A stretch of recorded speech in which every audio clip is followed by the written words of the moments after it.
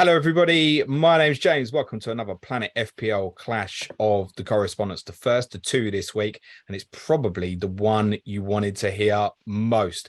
It's Double Gameweek 36. We've got two teams with a double. They're here now. Let me introduce you to our Newcastle correspondent, Simon Bibby. How are you, Si? Very well, thanks. And how are you guys doing? Yeah, very well. Thank you, mate. And our Brighton and Hove Albion correspondent, Sam Murray's in. How are you, Sam? I'm good, James. Hello, everyone. Hope you're all having a good week. Thanks for having me on, James. I'm a bit disappointed you couldn't get me on after the United game, but this will do, I suppose. Sam, I can tell the nervousness in Sam because all he's heard from me all season is praise, praise, praise, praise. Oh, I'm back on the podcast after we lost 5-1 to Everton. Don't worry, we'll get onto that. Before we do a bit of FPL, a bit of European ambitions. Si, top four concerns in the bag. Where do you feel after Sunday's defeat to that other lot? Neither of those two. But still very confident, I'd say. Looking at the fixtures and looking at how we bounced back from, defeats.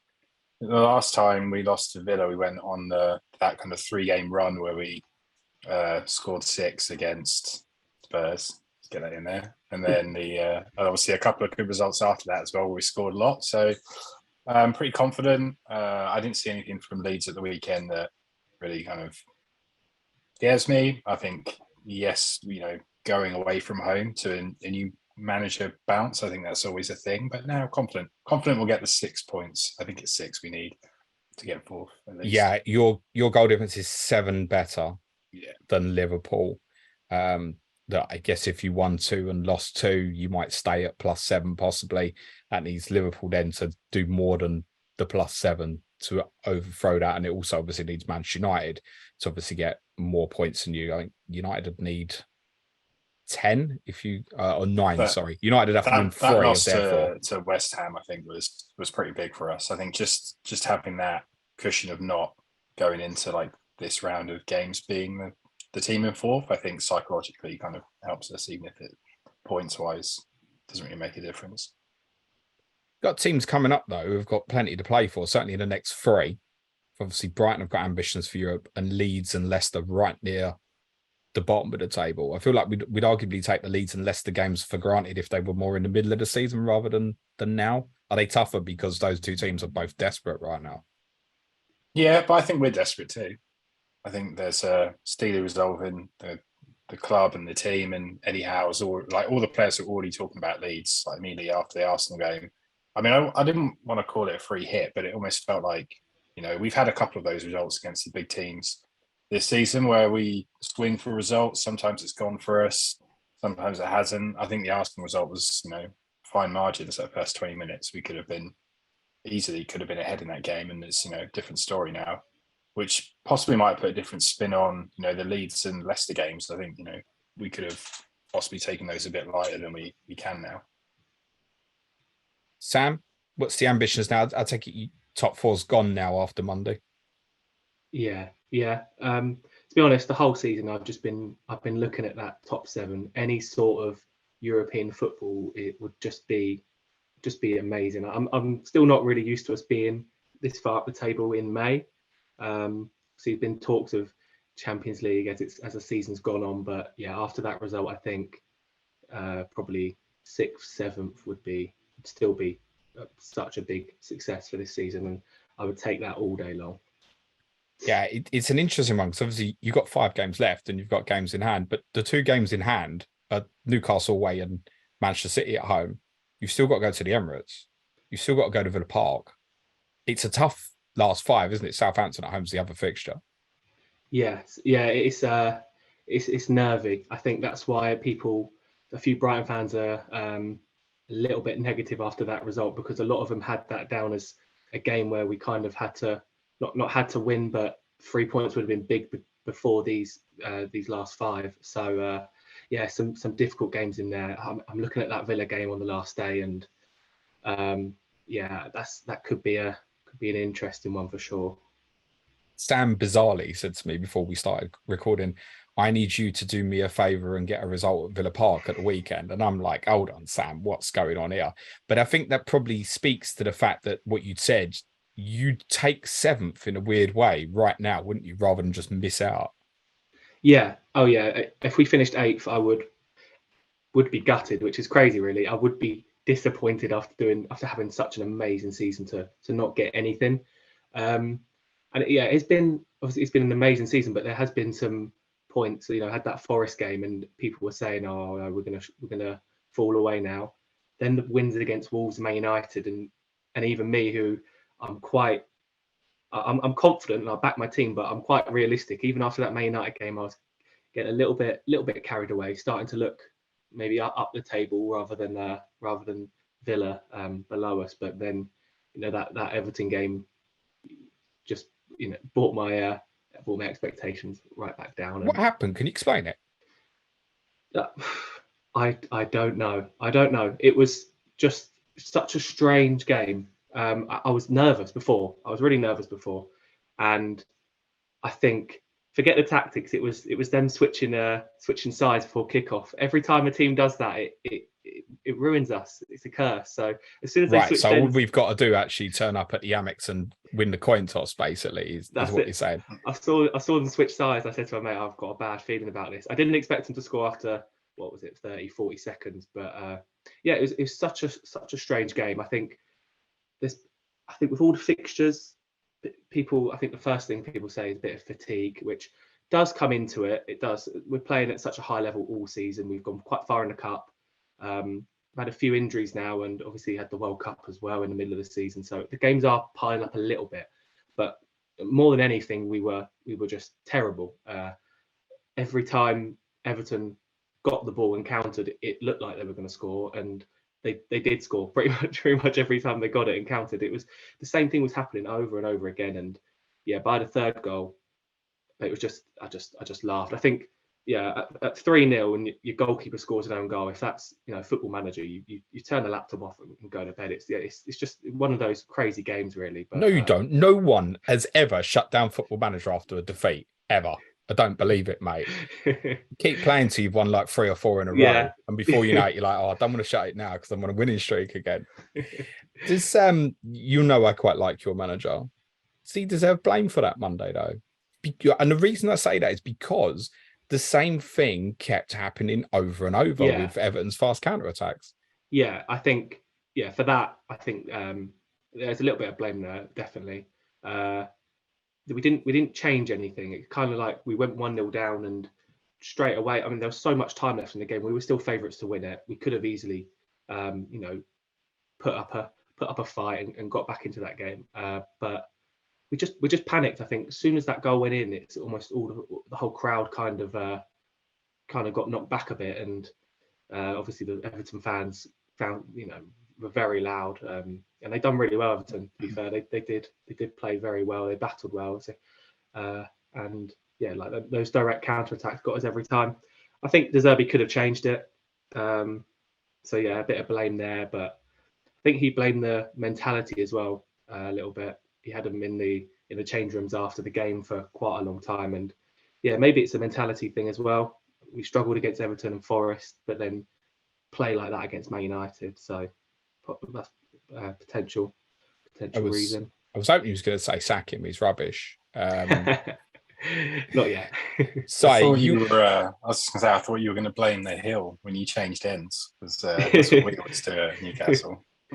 Is there a hill? Is there a hill at St James's side? There actually is. Like it's you can see it. If you're anywhere near pitch side, you can actually see it. There is. That's why we like to hoof it up the field. I'm nowhere near pitch side when I'm away at Newcastle. Couldn't be further away from pitch side. Yeah, oddly enough, it just looks like a football pitch. That's for another day. I think how much longer you're going to get away with sticking away fans in the Gods side. You'll remember those side game week 2.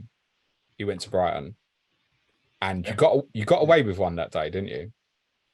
Yeah, and I'm sure he's going to be a popular topic conversation this week. But I was messaging Sam on Twitter about Matoma because it was his 15-minute cameo, first of the season, and he absolutely torched Trippier.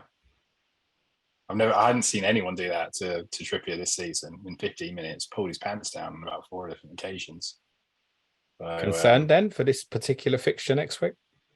not having watched Brighton the other day, no, I think that kind of, I looked at that and thought, we've got, unless they change it around, we've got the players to play that system, similar system at home. I think it's interesting because it depends how approaches it. Because the big games, like at Arsenal, I was kind of shocked actually that he went with Isak and Wilson for the Arsenal game. But I think that came down to Longstaff not being available more than anything else. But like he went for that as well, and I think if he does that against Brighton, it'll be an interesting game, should we say? But I think definitely on the counter attack, there's opportunities. Powerful runners was the big problem, Sam. Yeah. And size team have it. Joelinton, Willock, Isak were players who have some similar traits in terms of powerful running. I actually almost think that you'd probably be better off side playing Isak in a wide area against Brighton, actually, rather than through the middle. Considering Calvert-Lewin's hold-up play, I think it's probably more befitting of Wilson's style as well. Let's move on to the FPL stuff then, because I know that's what most people are here for. First question to you both, and I'll come to you first, Si. Who do you think you will captain in this game week? Isak, 100%. We've got three game weeks left. I just want to have some fun now. Is it fun, or is that the right answer? Could be both. If I say it's fun and it goes wrong, then it doesn't matter, does it? Sam, why do I feel like you're going to tell me a Newcastle player as well? Yes, I'm going to tell you Isak as well. Probably captain. Yeah, we just don't have I don't think we have a real stand at maybe Matoma, but even he's been off it recently as well. So I think, for that Leeds game as well, I'm leaning towards Isak right now. I got an insight. It's your team. Why Isak over Wilson? He's first choice. I think if from an FPL point of view, I think let's have a look at ownership, but I'm pretty sure Isak is a lot higher owned. I think looking at polls that some of the big accounts have been putting together this week, it's going to be Isak quite clearly from the majority. Yeah, I don't necessarily think he's going to get more points. I think if you're going to ask me for minutes,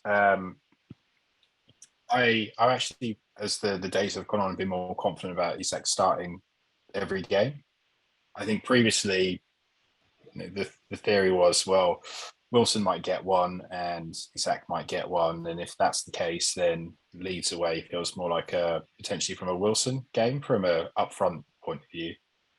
But I think Isak will start every game now for the rest of the season. I think we just need to get points on the board, and the sooner we do it, the better. We don't want to be going into that Chelsea game the last day needing something. So I think just get it done as soon as possible.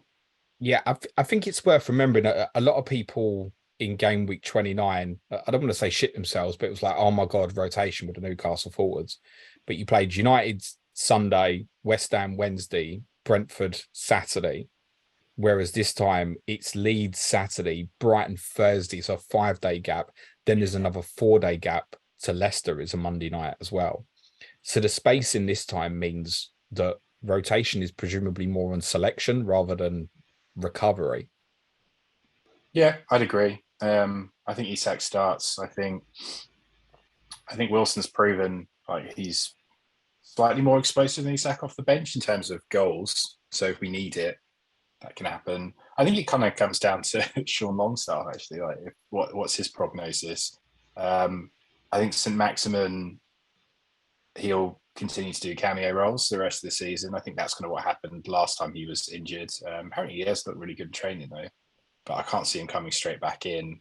It's really that kind of like that midfield slot. Like he might continue with Isak. I don't think away from home is something that he'd want to test, particularly against a big Sam team that's going to be up for it at Leeds. So I think he'll start up top. I think he'll go Joelinton and Willock in that left side tandem role.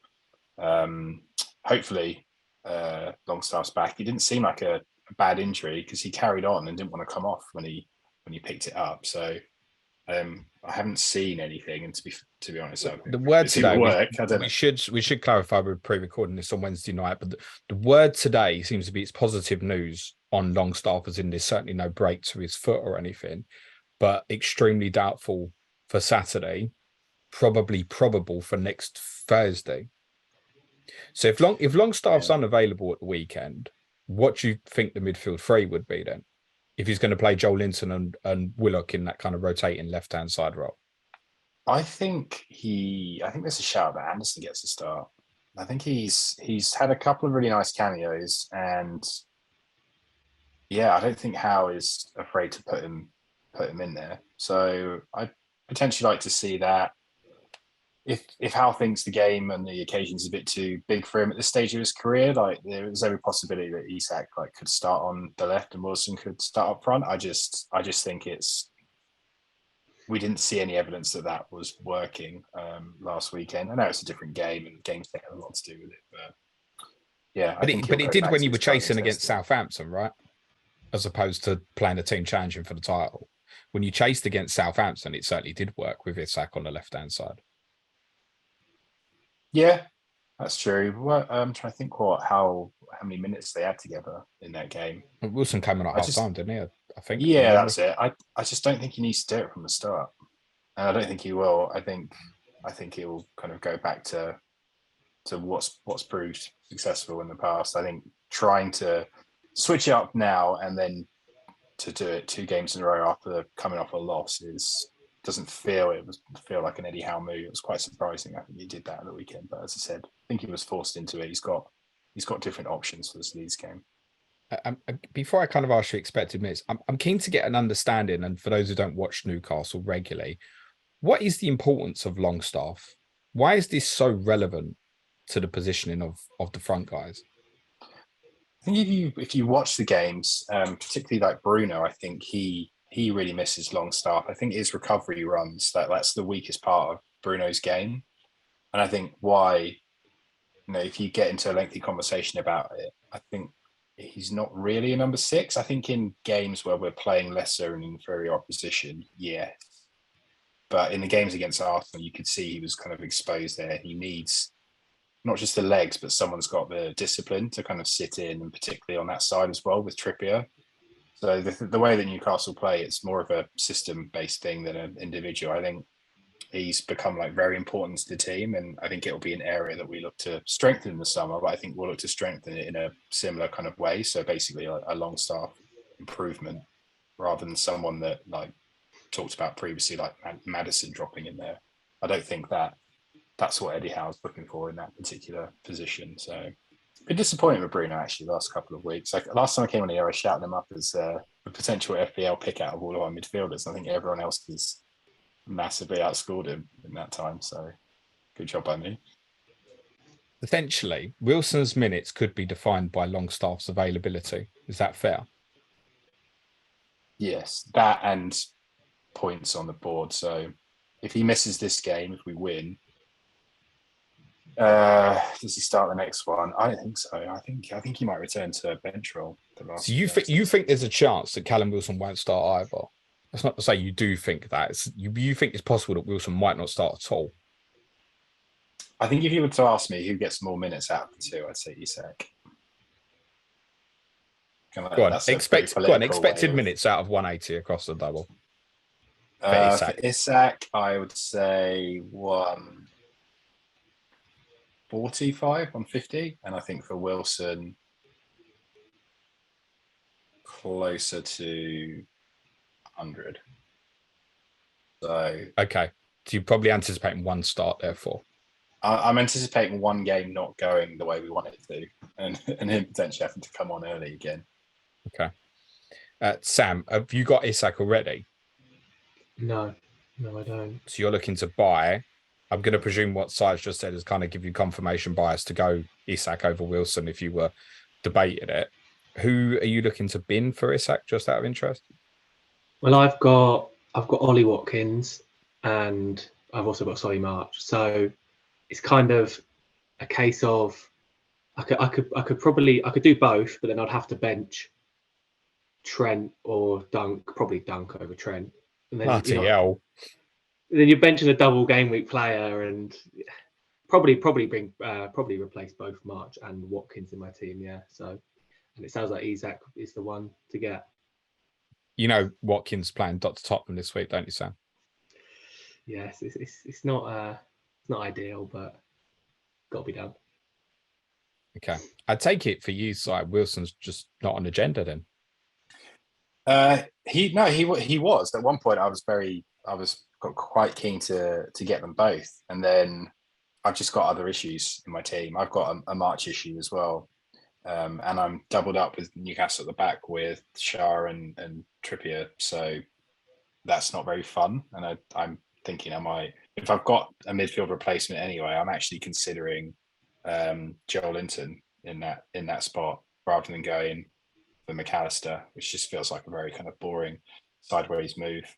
And I'm not sure I really want the Brighton triple up anymore. I feel like I've been sort of stuck with it for quite a while, and it's got to the point where I'm in and around like the top 100k, and like really I just want to kind of enjoy myself. And I feel like the most fun thing to be would probably to get a Newcastle midfielder in, spice it up a bit. Have you got one free or two frees this week?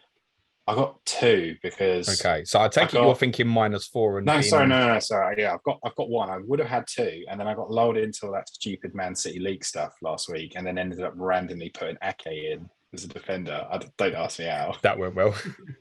Yeah, it did go well, but hopefully he'll be back for 37. At least that's the plan. If I can stash him. I was going to stash him anyway this week. Okay. So are you considering that as a -4 then, to come off the double defensive and throw Joelinton and Isak in? Yeah, so Joelinton in. The other, because what other defenders are there this week that you would actually be -8 for you now, wouldn't it? Because you've got one free transfer, right? I've got one free transfer. I got one. So if I did Shah out, -8. Well, no, it'd be Shah. I'd do Shah out probably to a Man U defender just for next week because I'm not very well set up to 37.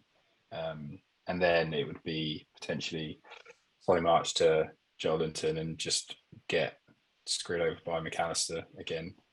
What, and then not go Isak?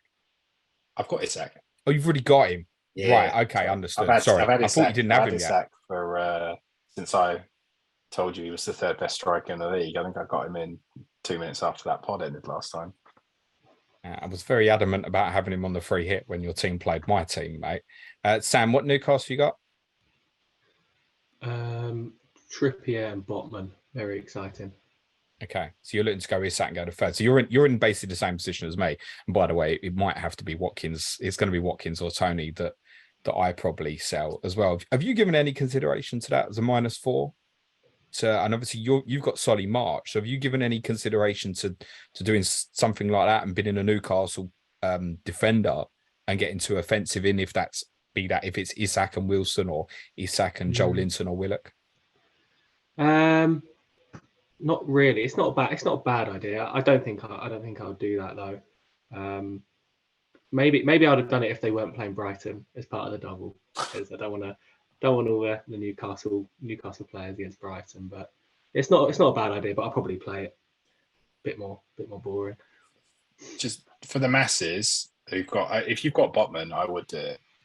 If you've got Shah like me, that could bite you in the ass. Like he could quite easily return, and he's been closer to, like, if you watch the games, he looks like he's closer to getting an attacking return than Trippier. So I'm kind of well aware that is a riskier move than a Botman sell. But if you've got Botman, I'd say the attackers like over the next 3 or 4 games will probably quite easily outscore him.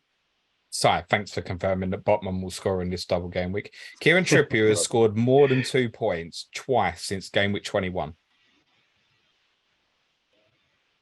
Elaborate, Si. What's happened? Miggy got an injury, so that trifecta that I was talking about with Longstaff also involved Almiron, like him, Trippier, Almiron were kind of a bit of a. We used to run a lot of sets and systems for those 3, and to get Trippier space to put crosses in. He's still like racking up more chance creation opportunities than most defenders. His delivery's not been great, to be honest, and it's not been for a while. And then our defenders can't score from set pieces, as you saw with Shah at the weekend. So I think all of that combined, and the fact that we're conceding, I mean, he was putting up ridiculous numbers even though we were conceding previously, but I think all of that's just kind of combined to to see him go on a bit of a disappointing FPL run, but I don't think you want to be taking him out of your team. I think if I was to pick one of the two defenders, I can't drop Trippier. I think he's just going to stay in for the rest of the season now. If you were free hitting this week, Si, what free Newcastle would you pick? I would pick Isak. It's a good question because out of the attackers, depends if you're going to go for a Brighton striker or not. I mean, I would potentially gamble on Isak and Wilson. As you've seen, Wilson doesn't need a lot of minutes or chances to score. So it's really a case of which other midfielders. If Solly March was still fit and everyone was firing, you'd probably want to potentially go with the three, which were talked about at the previous free hit. So yeah, I think definitely one striker is Isak. Likely one defender. Could go three attackers. Yeah, I think it really depends. It's quite an odd one with just two teams doubling this week. So Trippier wouldn't be a shoe-in for you then? I don't think any defender would, to be honest. It's a case of who else would you pick for that spot? I think there's more competition than there always is in midfield. Newcastle midfielders are less attractive than their strikers and defenders. It's been that way all season. If you're looking for a differential, I think Joelinton is a pretty good pick, and it's very tempting for me.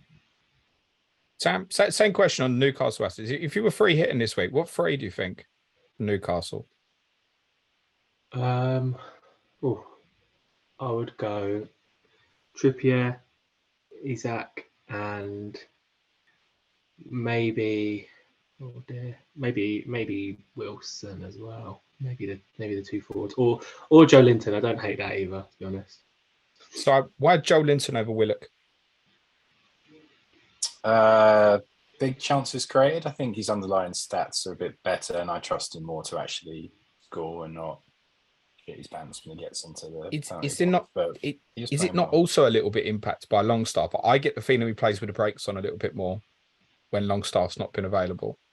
I think the whole team does, to be honest. I think if you look at Joelinton, when Longstaff's fit, he starts left of the front three and he's been playing that role really well actually. And then just occasionally switching with Willock. I think he played right side of midfield. He kind of covered for that Longstaff role and had to he was doing the job of him and Bruno because Bruno was just trying too hard in that Arsenal game. But I think going back to the opposition, playing Leeds and those kind of direct running and those through balls that we've seen Joelinton finish recently, I think just in these type of games, I think he just has more potential for points than Willock. But Willock has been really bang on it in the last couple of weeks. They'll both play twice, won't they? Yeah. Almost irrespective. Or is there any chance St. Maximin starts either of these two games? That's a real wild card pick, isn't it? Yeah, I don't think so. I was talking to a couple of the Newcastle guys on Twitter about when we might see that Isak and Wilson start, and I was thinking it might be the Southampton game. I didn't expect it for the Arsenal one. I don't expect it in this double, but we'll see it. Jacob Murphy, any love? Yeah, he's been playing really well. I think from an FPL point of view, yeah, for 4.2 million, I think he'll start again. I think he faded quite dramatically in that Arsenal game after a bright start, and I think maybe those couple of chances that he had maybe got to him a little bit. I think he is more at risk of rotation than Willock or Joelinton. I think they'll start every game. So, and I don't think anyone's really struggling for money. So I think if you did get him in, I know he's risen in price quite recently, well done, but I don't know, not for me. I think that's possibly too much of a punt. My dad's actually got Willock and Murphy in his FPL team. Nice. If you were struggling for money, Willock or Murphy? Willock out of the two. Okay. Sam, what's your plan with the Solly March problem? I don't know. I haven't really given it too much thought. I think the obvious move is March to Mac Allister. A lot of people will be doing that. It's fine. There's no other real standouts in our midfield. And if you want want a Brighton player for the next two. Those you've got 2 double game weeks back to back. It's too tempting almost. So I think Mac Allister.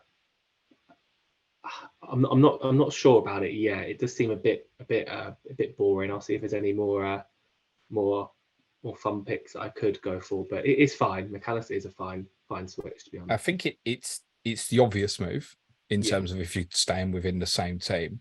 I think there's a reluctance from many because it feels like you're chasing some fortuitous points over the last couple of weeks with a late penalty against United, and obviously the incredible finish against Everton off back of his shoulder or something. I don't even know where it went in. And I think that's where the reluctance is coming from. It's like, oh, I'm chasing those who have had him as a differential and just doing the same thing as everybody else. I understand why people are looking at different options. If, Sam, you were sitting there with 2 Brighton and 2 Newcastle at the moment, would that change your thinking? Like, in your opinion, would you prefer, say, a Joelinton versus a Mac Allister at this stage? Probably. It depends on next week as well, because you've got the double game week next week, and that's what just makes it a bit more tempting. But they've got Leicester at home. Yeah. So if you can just overlook the double a little bit, then yeah, I think I would probably lean towards Newcastle. But Mac Allister, again, it feels like I said, it's the obvious move, and I just feel like I shouldn't overthink it. He's nailed pretty as it gets, really, and he's on penalties. He's going to be playing 4 games in the next 2. Yeah, it feels it's fine. Yeah, but the Newcastle options aren't bad either. Where do you think specifically he'll play at Arsenal in the first instance?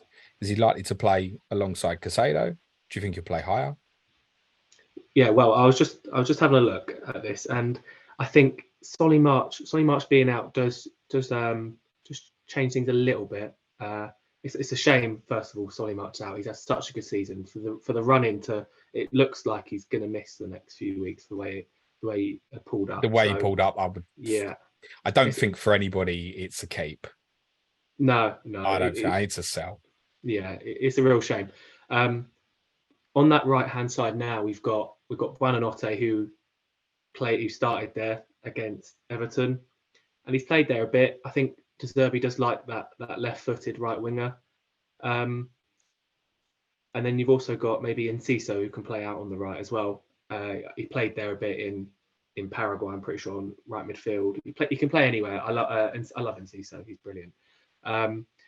For Arsenal in particular, we could go Gilmour and Caicedo, Mac Allister in front of them in that number 10 position, Matoma and Encisio out wide, something like that, and Ferguson or Welbeck up front. So he could play in that number 10 position. It's not impossible. Is there a reason why you said specifically Arsenal? Do you think it's something different against Newcastle then? No, I think, Newcastle as well could be the same. It's probably more about rotating Gilmour. Gilmour can't play every week, and we've got more options in that attacking midfield position than centre midfield right now. In attacking midfield, you could put Encisio there, Buonanotte could play there, you could have Undav there. So I think there's just more options there. So as we do play more games, we've got still so many games coming up. That's a position where you're more likely to rotate someone in, and Mac Allister maybe drops back next to Caicedo again. It does open up that opportunity. I'm not sure what he's going to do on that right hand side. I do like Buonanotte, and he's done all right, but he's 18, and you can tell he's kind of been thrown in at the deep end, and physically he's not there yet. I think centre midfield is probably where he'll end up, but we put him on the right because of that physicality, and he's just not. I don't think Buonanotte will play a start at the Emirates or St James's Park. No, I would go towards Encisio. Yeah, I agree. Do you think that's why March was benched, or was it more of a? Has he been carrying this for a while? This hamstring injury. I'm not sure. I was really shocked when I saw March on the bench. I thought he was sure to start that game. But yeah, it does make you think that maybe he'd been suffering a little bit more from fatigue than others, because comes on within 20-30 minutes that does his there was some suggestions, Sam, in the build up that it wasn't like A lot of people, oh my God, he hasn't started 2 in a row, but it was a suggestion that he was suffering a bit from, I think obviously he'd played the 120 against United. He had the emotional drain of obviously the penalty. And then he was the one that then started at Forest afterwards. And it felt like it lingered from there. Yeah, I wouldn't have said he lost his spot. No, he's had such a brilliant season, and De Zerbi's done nothing but talk him up and said about how good he's been, how good his character's been. He wouldn't have lost his spot. So yeah, it must have been just giving him a little bit. He played the Wolves game as well afterwards, didn't he? When Mac Allister and Mitoma were obviously benched. Yeah, he played 50, 60 minutes. I think he would have probably played these 2 games. Yeah, agreed. Agreed. I don't think there's nothing wrong with Buonanotte, but I think you're quite right, Sam. I think young boy, and I think Encisio has shown a bit more so far to show that he's probably more likely to be ready for this sort of occasion. It's interesting you mentioned obviously Gilmour, who obviously didn't start against Everton, but had played quite well against United, and understand played quite well against Wolves as well. And I wonder if De Zerbi might retreat back to that, which obviously means Mac Allister more advanced if that's the case. Yeah, that's it could happen. Gilmour's been all right. I think the 2 games he had against Wolves and Man United, he was fine. He was pretty good. I think some of the Brighton fans were going a little bit overboard with how good he was. He was fine. He didn't really do much in either box, but he's there in the middle. And for the way we play, it's all about keeping the ball, and he always looked calm on the ball. And so he's fine. I'm okay with him coming in. And yeah, that's an option. We don't really have. We have in centre mid. We have Ayari, who's another young player. We're at that point now where is he South American as well, Sam? Ayari is from Sweden, I think. Oh, okay. Yeah. I quite like him as well. I like the look of him from what I've seen. Yeah, I'm sure he'll win a Ballon d'Or in a few years, mate. but yeah, we have limited options. But Encisio is one that he's young as well, but he's had a little bit more time to grow into it. I think when he first came into the side, you could tell he'd, similar to Buonanotte, really just been thrown into it. But you can see him improve week on week, Encisio. And yeah, I really like him. His directness, his confidence is what you want from a player that age. I think it could have been easy for him just to play the simple passes, don't mess up. But he gets the ball and he runs at goal. He's direct, and yeah, I do like Encisio. I think he's above Buonanotte in the pecking order. If I said you had to captain a Brighton player this week, which one? I think I'd still go Mitoma. Mitoma would be my choice, yeah. Is there something psychological in that? It's quite a while since there's been a double-digit haul. 13-pointer against West Ham, 26. There's only 2 others, and those were against Bournemouth and Leicester. So there's no signs of, Leicester, Bournemouth, West Ham, the 3 fixtures. We're not expecting you to go off and have a high-scoring victory at Arsenal or Newcastle. No, Mitoma, yeah, he's lost a little bit of form.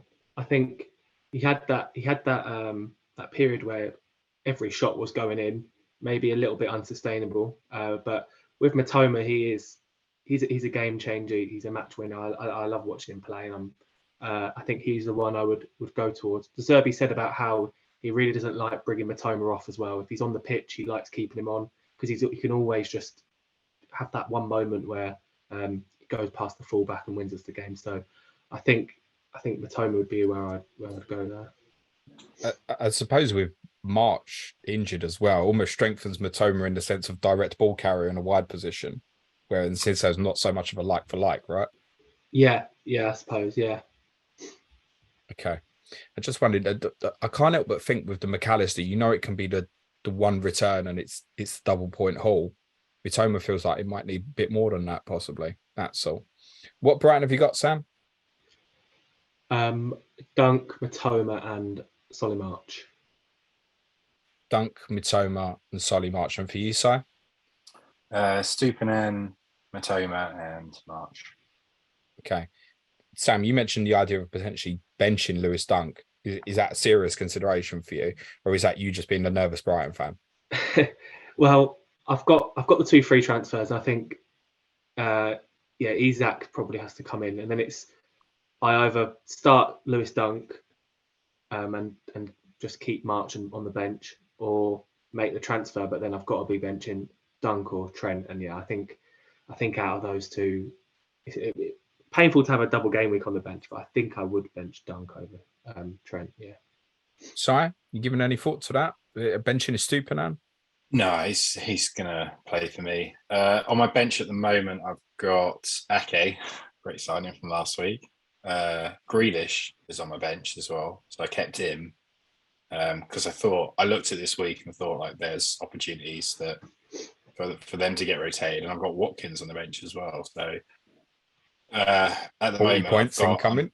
Yeah, exactly. I'm starting Trent. I think fixtures. I can't see him. Who's your sub goalkeeper? At the moment, I've got Kepa in goal against Forest, which is not going to go well. And then I've got Raya as well. So Raya at home to a West Ham team that's highly likely to rotate, or Kepa at home to Forest. You have used a bench boost, haven't you, sir?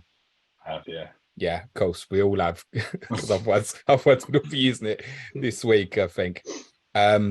Who would you start at the back then, Sam, just out of interest, instead of Dunk? Who would be your three that you've got?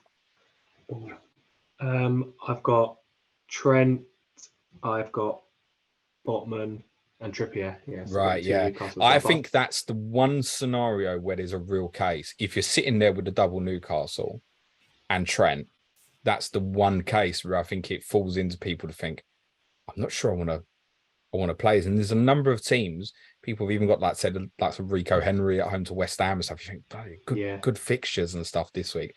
Because we're not actually expecting a clean sheet for you here, are we, Sam? No, I would like to play him, but no, Arsenal away, Newcastle away. I think I could live with that. And I've got a big midfield. I've got Salah, Bruno, Rashford. So obviously Haaland as well. There's no one else I could bench. So yeah, I'm not too angry about benching him. But yeah, you could that Newcastle game. You could that could be a 0-0, and you've got 8-9 points there. But it's okay. What about the goalkeeper? Firstly, is he going to start again? I would say, yeah, I do think he will. He's been fine apart from that one very bad game, but De Zerbi's talked him up. I think in possession he said about how much he likes Steele and how he suits the system. And when we've got the ball, I'm more confident with Steele. When the opposition has it, maybe I'd be better off with Sanchez in goal. Bit more confident with him. But I think I like De Zerbi to be asked directly about it in his press conference. I think that Steele would keep his place for one more game. If he has a shocker again, then probably Sanchez would start to get a little bit annoyed about sitting on the bench. But I think if you've done a poll right now with Brighton fans about who they would want to start, I think Sanchez would win the poll. But I think Steele right now I'm leaning towards him starting. Yeah. If we polled them on who they think will start at Arsenal, Steele, I think most people would think Steele. Yeah. Okay. Would you play Steele or Kepa this week in goal? Obviously, rather than up front. I would go for Steele because I love a double game week. Why Kepa out of interest? I've just put him on my bench, by the way. Because I've got Kepa, you nutter. Steele or Raya, Sam? Same question. Raya's got West Ham at home. Yeah, Steele again. But okay. I've got to pick the keeper with the double. I've got to. Yeah. I just think it's two chances at a penalty save. Yeah, keepers are so random. I think the double game week there. I'd also go Steele over Pope, I think, for this game week. Really? Surely not, Si, if you were sitting there with both. I think he's. I don't think we'll keep a clean sheet. Probably potentially the rest of the season. Right. So we're just aborting defensive assets here completely. Just quickly, while I remember, Si, penalty taker for Newcastle if everyone's on the pitch. So interesting, actually, because obviously we almost had one or did have one, and then it was overturned for clear and obvious error. There's. You couldn't see. I didn't go to the game. You couldn't see on TV, but it looked like we were going to do the old Trippier grabs it. And it looked like Wilson was poised to take it. But, yeah, I mean, Wilson traditionally had been. Obviously, Isak took up Forest, but Wilson wasn't on the pitch. Exactly. I think it's still Wilson. I think he would hold rank on that. Yeah, I'm probably inclined to agree with that. Sam, if you were free hitting this week, then would you think you would go free Brighton? I don't for this week only. No, I don't think I would. I think there's good fixtures around as well for those single game week teams. I think I'd have, if I was free hitting, Mitoma, probably Mac Allister as well, and then I don't think you need a defender. I think there's not really many other options in midfield. If you really wanted a punt on Encisio, I don't hate that at all. But yeah, probably if I was free hitting just for this week, yeah, the two Brightons probably enough. If you were to buy one of the attacking players for the remainder of the season and money wasn't an issue, Welbeck, Encisio, Evan Ferguson's back, where would your money go, Sam? I think just minutes wise, I think I would go for Encisio, yeah. Him on the minutes now at this stage? Yeah, I really like Ferguson. I'm such a big fan of Ferguson. I'm so happy he's back. He's been out for so long. He's been out for a month now, and I didn't think he'd be out for that long. But every game, De Zerbi was saying we don't want to risk him. He's still young. We don't want to take any silly risks. And he still, he only came off the bench against Everton. He didn't start. So I think him starting both in a double might be a bit of a stretch. I don't know. It depends how he's getting on now with injury. But De Zerbi said he doesn't want to risk him. I think Enciso can play. He can play behind the striker. He can play up front. He can play on either wing. I think him for minutes wise, I'll lean towards Enciso. Yeah. Question for you, Sam. If I can, because I'm now thinking of maybe just adding another -4 on for Watkins out, and it feels like if I free up a Brighton spot, like potentially a striker punt might be something I'm interested in. Less inclined for this week, but more potentially like for next week. I don't know. What do you think about like Welbeck, or is he just too much of a risk? Yeah, with Welbeck, I think I'd probably have Ferguson over Welbeck at this point now. With Ferguson just returning, I'd still expect Welbeck to take minutes off Ferguson for sure. But yeah, I mean Welbeck's hardly the most fit play. He's hardly going to play 90 minutes every week. He likes to we like to rest him when we can as well. So I think it's a case of them sharing minutes up front. Yeah, Welbeck. I'll probably have Ferguson over Welbeck. Yeah, I think if I can add to that, the real concern on Welbeck would be that he plays Arsenal, he plays against yourself, sire. Then 3 days later it's Southampton, and then 3 days later it's Man City. And the Southampton one is the one you really want for that sits right in the middle. And I also think he's first choice. And I also think he likes to pull into, when he drops off the front, he tends to lean to the right-hand side, I'd noticed. And there's every chance Enciso plays out that side. And then I think he'll want Welbeck's experience in that area. And I think there's every chance, if he stayed fit, which is never a guarantee anyway, there's every chance he'd have him for Arsenal, Newcastle, Man City, and miss Southampton. That's how it feels like it could be. And that could go for a number of other Brighton players, by the way, because I think there'll be a consciousness because of what happened with March that if there's any players that are overly fatigued from the Newcastle fixture, and then knowing Man City is 3 days after Southampton, that even the likes of Mitoma, Mac Allister, if the recovery is not good, he might leave them out for that fixture, especially if, Sam, maybe if this week went badly and you lost twice. Yeah, it's a good point. Yeah, it's a bit annoying that Southampton game is the one that's in the middle of Newcastle and Man City, because it's difficult because you look at those games and you look at Southampton and it's got to be 3 points. So is it a game you want to be rotating? Yeah, I'm not sure. We'll see what happens. I think. But then he rotated massively against Wolves, Sam, and you won 6-0. So I think you would probably, do I want my strongest team for Newcastle and Manchester City? Yes.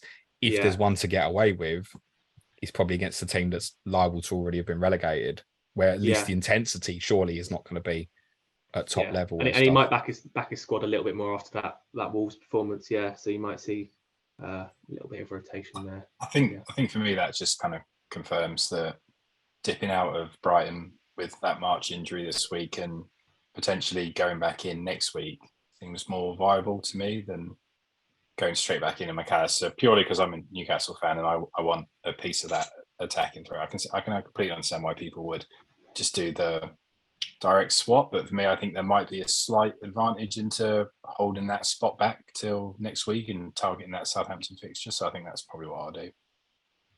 think Mac Allister's the one other than probably Dunk, though, I'd strongly think would play the games. Would that be fair, Sam? Yeah, I think Mac Allister's. We don't want him. We don't want him missing any games really now, and yeah, he's going to play when he can, and he's most likely to get 4 games in 2 double game weeks. Yeah. Okay, guys, thanks so much. That's really helpful for everybody. Si, where do you think you finish in the league? I think we finished 3rd. Sam? Oh God, 7th. Come on. I'll take the 7th. Benefit of the audio listeners, I'm massively shouting my head. You got 5 games to go, Sam. How many points do you think you'll get in those 5? In those 5, I will say 5 points. A point per game? Yeah, this is the thing. After that, if you asked me after the Man United game, I'd have been way more confident. But if we could just, our record against the top six is pretty good. If we get something at Arsenal, I'm a bit more confident. But so I've done the maths on this. You're going 3 points against Southampton, a point at Villa Park final day. Where's your other point coming? Is it Arsenal, Newcastle, or Man City, mate? Arsenal. I hope you're right, mate. Si, correct score prediction, please, for Leeds away. 1-3 Newcastle. No clean sheet. 3 scoring, though, would, yeah. Sam, Arsenal away? 1-1. I'll take it. Si, Brighton at home next Thursday. 2-1 Newcastle. Sam? I was also going to go for 2-1 Newcastle. So you think you'll draw at Arsenal but lose at Newcastle? Something like that. A point from those two would be fine. Yeah. Either way, if I was gonna, I could see a 0-0 against Newcastle. I'd say it's more likely to be 2-2 that game. You're a bad matchup for us, and it's been that way for since the Potter days. So am I right in saying you haven't beat them since they got promoted, Si? Is that record still intact? Oh no, you beat them last season, didn't you? It's once though, isn't it? There was a lot of random shit going on in that particular game. But I would not be surprised if that's the draw, and then we go into the Leicester game and absolutely whop them to kind of get that 6 points that we need. I want to say that Ryan Fraser scored in that game, and I owned him. I punted him in FPL. He did. Which that can't only be like 13 months or so ago, can it? What was I thinking? It worked. We went 2-0 down after like 15 minutes, I remember. I recall, yes.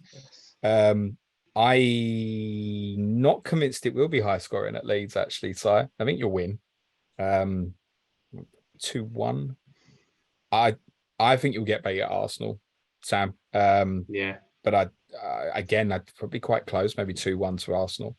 And I agree. I could see that being a high scoring draw next week, actually. Probably like a 2-2. So yeah, predicting neither of you for clean sheets. And we all seem to be quite unanimous on that. Sven Botman scoring no, Si. Thanks for confirming that, mate.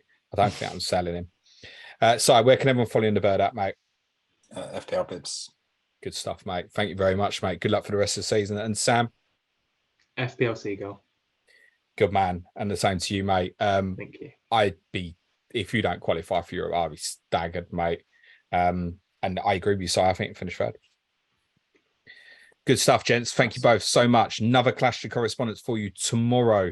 Leicester versus Liverpool with Aaron Lagor and Dan Lord. Just leaves me to say thank you again so much to Si and to Sam. Good luck, gents. Cue music, please, man child.